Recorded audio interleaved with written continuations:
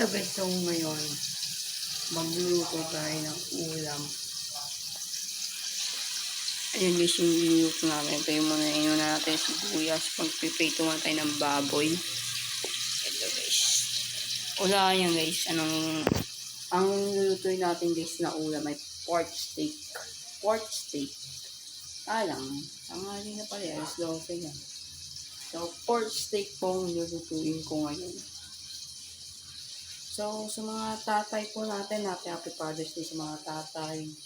Then, sa mga tatay po natin, happy Father's Day po. Sa mga tatay po natin, happy Father's Day.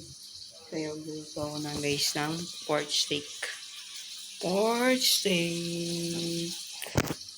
Pork steak. Kakain muna tayo. Magluluto ako guys ng pork steak. Pork steak lang naman guys. Yun lang naman yung lulutuin ko sa bahay. Pork steak. Pork steak.